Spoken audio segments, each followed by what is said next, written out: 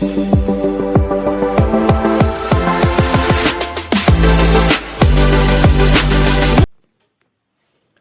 ஸ்டைலில் மட்டன் உருளி சுக்கா செய்ய போகிறோம். அடுப்பில் ஒரு கடாய் வச்சுக்கோங்க.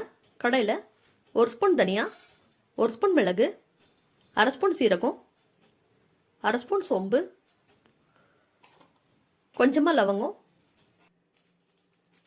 பட்டை,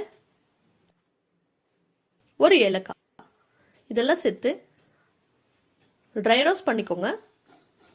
ட்ரை ரோஸ்ட் பண்ணி இதை ஒரு மிக்ஸி ஜாரில் போட்டு பொடியாக்கி அரைச்சி எடுத்துக்கோங்க. இப்போ இன்னொரு கடாய் வச்சுக்கோங்க. கடாயில் ஒரு வெங்காயத்தை நல்லா நீல வாக்கில் வெட்டி இது போல் சேர்த்துக்கோங்க. கொஞ்சமாக எண்ணெய் ஊற்றிக்கோங்க.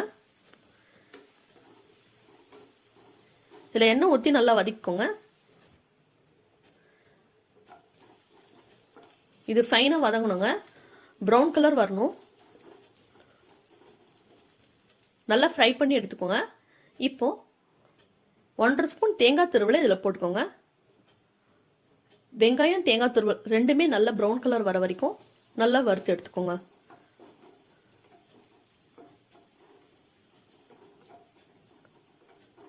இது ஆறின பிறகு அதே மிக்ஸி ஜாரில் போட்டு அரைச்சி விழுதாக்கி எடுத்துக்கோங்க.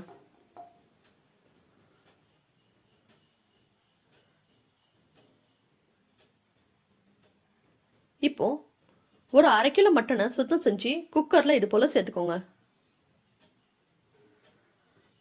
அதில் 2 வெங்காயம் நல்லா பொடியை நறுக்கி சேர்த்துக்கிறேன்.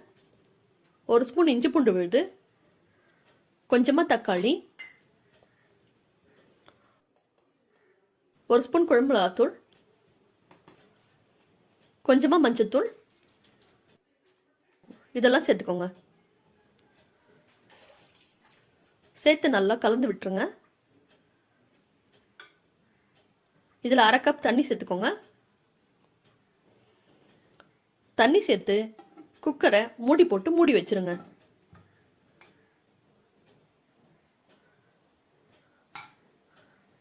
கேஸை மீடியம் ஃப்ளேமில் ஒரு 5 விசில் விட்டு எடுத்துக்கோங்க. 5 விசில் விட்டு எடுத்த உடனே கறி நல்லா வெந்திருக்குங்க. இப்போ இதை தாளிக்கிறதுக்கு அடுப்பில் ஒரு கடாய் வச்சுக்கோங்க. கடாயில் கொஞ்சமாக எண்ணெய் சேர்த்துக்கோங்க.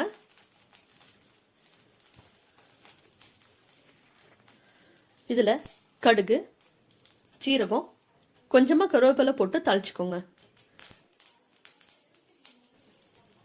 வேக வச்ச மட்டனை இதில் சேர்த்துக்கோங்க. இந்த கலவை இதில் சேர்த்த உடனே நம்ம அரைச்சி வச்சிருக்க விழுதியும் இதில் சேர்த்துக்கோங்க. அரைச்ச விழுது சேர்த்த பிறகு கொஞ்சமாக கல்லுப்பு சேர்த்துக்கோங்க.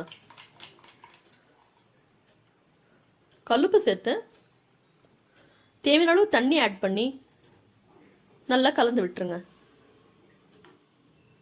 கலந்து விட்ட பிறகு ஒரு 10 நிமிஷம் இதை மூடி போட்டு வேக விடுங்க.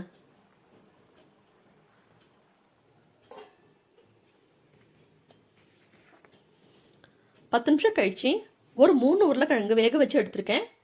இதை நல்லா பொடியை நறுக்கி இதில் சேர்த்துருக்கேன். இந்த உருளைக்கிழங்கு சேர்க்கறத வீடியோவில் மிஸ் பண்ணிட்டாங்க. நீங்கள் இதில் சேர்த்துக்கோங்க.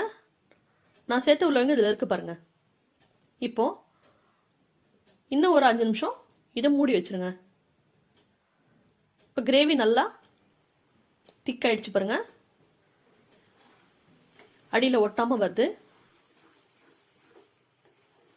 அவ்வளோதாங்க, நம்மளோட சுவையான மட்டன் உருளி சுக்கா தயார். எங்கள் வீடியோ உங்களுக்கு பிடிச்சிருந்தா லைக் பண்ணுங்கள், ஷேர் பண்ணுங்கள், சப்ஸ்கிரைப் பண்ணுங்கள்.